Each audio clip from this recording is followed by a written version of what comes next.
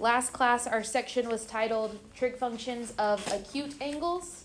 Today we're doing trig functions of non-acute angles. So we're moving outside of our triangles and applying these definitions to angles that are outside of the first 90 degrees. So when we are working outside of the first quadrant, and really I'm going to show you this concept within the first quadrant, we are going to use what's called reference angles to do our trig for larger than 90 degree angles, for larger than acute angles. In this class, the reference angle is denoted by theta prime. That's the reference angle. I've also seen textbooks use it as theta and then as a subscript of REF for reference theta. Either way will work, but the reference angle is the acute angle made by the terminal side of angle theta and the x-axis. So we're back to putting our triangles on a coordinate grid. Now this makes a lot of sense in quadrant 1 because if we have an angle in quadrant 1, meaning it's between 0 and 90 degrees, we have some angle that looks like this. Do you agree with me? So in quadrant 1, the angle that we are making from the terminal side down to the x-axis is still the exact same place. It feels like we're not changing anything here, and that's okay. So we're going to color this in. This is my reference angle, but since I'm coloring in the exact same section as my angle, we can say that in quadrant 1, our reference angle is the exact same as our angle. But once we take that angle and we move it into quadrant 2, our angle itself will look something like this, right? So we have an obtuse angle. The reference angle that we're going to use to do trigonometry now is actually going to be this angle right here. That would be our reference angle. And if we were going to find this reference angle in quadrant 2, the reference angle is found by doing 180 degrees minus the original angle theta, because we are going for the reference angle not all the way to 180 degrees. We're going to go just a little bit less, so it's 180 degrees minus your theta to show us what was left over to finish that 180 degrees. Axel, will you go move my mouse so it's not in the middle of the screen? Just realized that's kind of annoying. For the third quadrant, let's say we have an angle that goes like this. Wow. Okay, it's a large angle. We need to know our reference angle this time. Our reference angle when we're in the third quadrant, because we're referencing towards the x-axis, will be right here. To find the reference angle in quadrant 3, we would find the reference angle by taking the larger angle theta and subtracting 180 degrees, because we're taking the full angle and taking off this much to get my reference angle.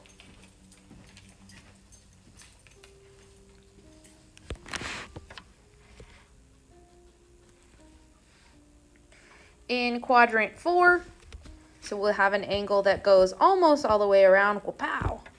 Our reference angle is just a little bit left that it would take to finish a full circle, because we're going towards the x-axis with our reference angles. So in quadrant 4, our reference angle can be found by doing 360 degrees minus the large angle theta, which would give me the leftover part that we would need to finish the full circle. So let's just make sure we understand this concept, because the first step in most of the problems we'll do for the next little bit of this chapter will have you sketch the angle and then use the reference angle to do something. So let's just start with the beginning where we're making sure we can sketch the angle and find the reference angle. Okay, if we're drawing 218 degrees, what quadrant is 218 degrees in?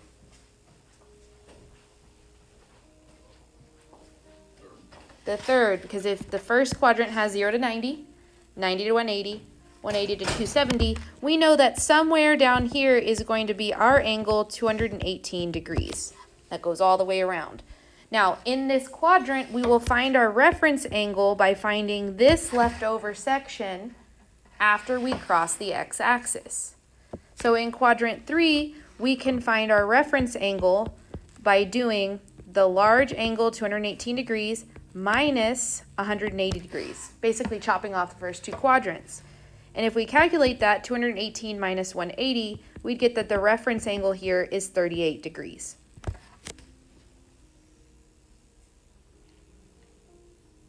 Does that make sense to us? Okay. What if we go a little crazy? What if our reference angle, or sorry, not our reference angle, our angle theta is 773 degrees? That's a lot of degrees. We got to figure out what quadrant it lands in. So if I go all the way around once, how many is that? How many degrees? 360. If I go around a whole other time, how many degrees is that? 720. So if I know that this is 360, this is 720, how much more do I need to go to finish the angle 773? 53. So 360, 720, 53 more. Here's the angle, 773 degrees. It loops around twice and then finishes in quadrant 1. But in quadrant 1, all we need to do is figure out this reference angle.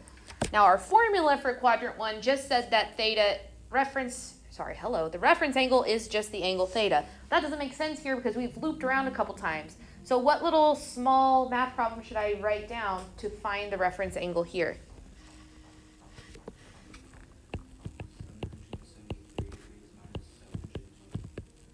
(773 degrees minus 720 degrees. So I'm taking away the 2 full rotations it took before I land back in the first quadrant, which would mean that my reference angle here is that 53 degrees you guys told me was left over after finishing 2 full loops.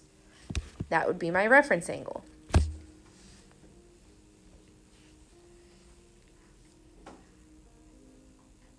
Now, why are we working with reference angles? Great question. I'm so glad you asked. Because if I had asked you to do some trig with 773 degrees and you weren't allowed to use a calculator, would you rather work with 773 degrees or 53 degrees? 53 is way more manageable of a number. So we can use reference angles instead of larger non-acute angles to do a whole bunch of trig because we know they are references to each other. They would give us the same trig values. For instance, let's say I want you to find the exact values, keywords right there, exact values of sine, cosine, and tangent of 210 degrees. We don't have a calculator, we need exact values. We're going to need to use reference angles to do this. So let's do just what we started with above, where we're just finding what quadrant it lands in. What quadrant does 210 degrees land in? The third one. So if I draw this angle in the third quadrant, this 210 degrees, how much angles, that's the right way to say that sentence, how many degrees is that reference angle?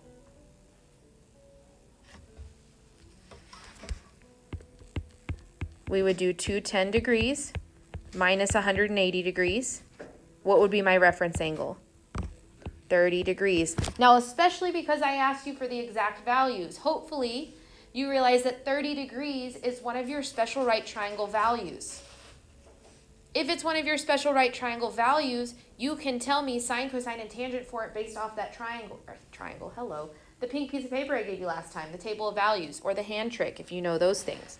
So we could set up the following. We could say that the sine of 210 degrees is the same thing as the sine of 30 degrees, except that it's in quadrant 3. In quadrant 3, is sine going to be positive or negative? It's going to be negative, so I'm going to put a little negative sign out here, which means now I can read my table. What does your table say that sine of 30 degrees is? 1/2, which means we can answer negative 1/2. If we try this again and we're doing cosine of 210 degrees, we know that cosine of 210 will be the same value as cosine of 30, except that it's in the third quadrant. In the third quadrant, is cosine positive or negative? Positive. Oh, when I'm asking this question, remember we're doing this. We're in this quadrant right here. So should cosine be positive or negative? Negative. Now we look at our little table of values. What is the cosine of 30 degrees?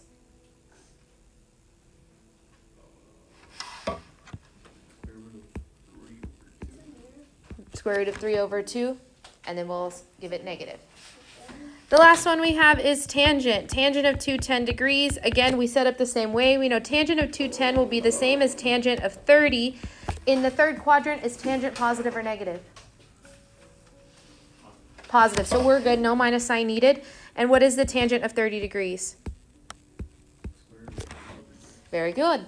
So we can find the trig value of any angle in 360 degrees or more if we find their reference angle, and just remember about the positivity of functions that we learned about in chapter 1.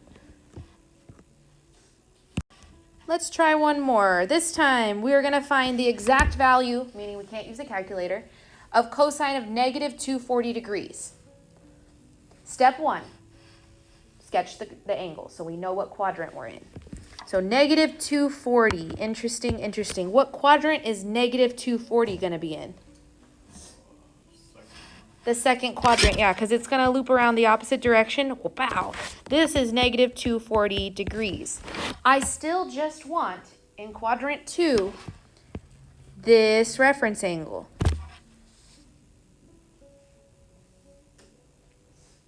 How many degrees would that section of this angle be? This is still 180, yeah? So how much is this?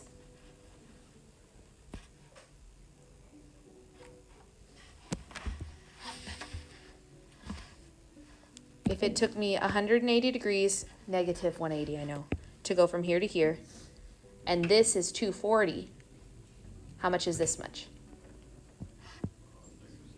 Negative 60. Now for reference angles, they're always going to be positive because we want them to be acute angles in quadrant 1. So our reference angle here that we're using is just going to be 60 degrees because that's how much angle is represented by my little colored in section. So now we can answer the question. We know that the cosine of negative 240 should be equal to the cosine of 60 degrees. In quadrant 2, should cosine be positive or negative? Negative. Good. We're getting better at that. So now we go to our table. What does our table say cosine of 60 degrees is?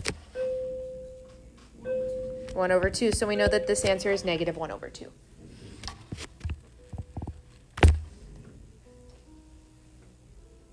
In part B of this question, again, finding the exact value so we can't use a calculator. Ooh, 675.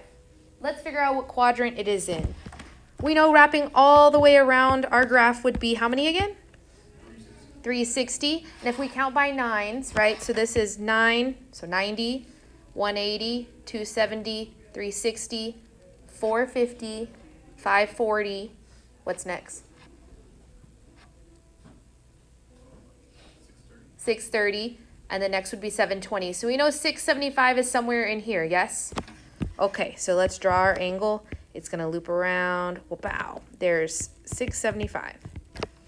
Where is the reference angle here?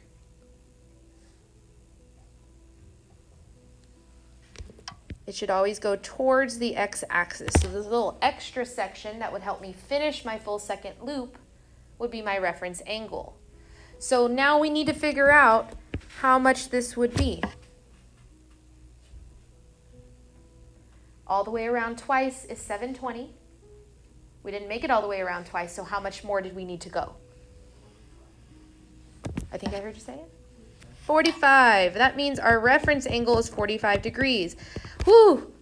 Exact value means I can't use a calculator, but I know things about 45 degrees on my table. So here, I'm going to say we're doing the tangent of 675 degrees, which will be equal to the tangent of 45 degrees, except that in quadrant 4 it should be negative. Let's go to lunch. We'll finish it after. Okay, we made it back from lunch. So right before lunch, we realized we were in quadrant 4 with a reference angle of 45 degrees. Tangent in quadrant 4 is negative. So if you read your chart for tangent of 45 degrees, what does it tell you? 1, which means our answer here will be negative 1.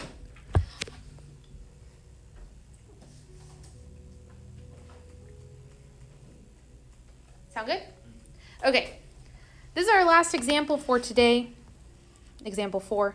It asks for us to find all of the values of theta if theta is between 0 and 360, so one rotation around the circle, and cosine of theta is equal to negative square root 2 over 2. Interesting. Here's some things I know. When you're looking at your chart, for what angle is cosine equal to positive square root 2 over 2? So look at your chart. On the cosine row, find square root 2 over 2. What angle is that? When theta is 45 degrees. Okay, so what we want is we want to find the reference angles in the different quadrants that would make cosine negative so that we can find what angles would do this. The two quadrants where cosine would be negative are these two quadrants. So what we want to do is we want to find out in quadrant 2, if my reference angle was 45 degrees, what angle made that reference angle? And we want to figure out in quadrant 3, if my reference angle is 45 degrees, what angle makes that reference angle? So if we were making this shape right here, what angle would this theta need to be so that I had 45 degrees left before I got to 180?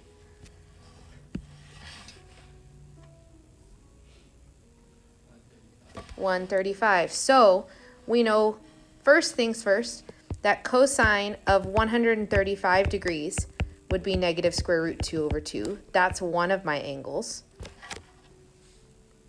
What would be the other angle?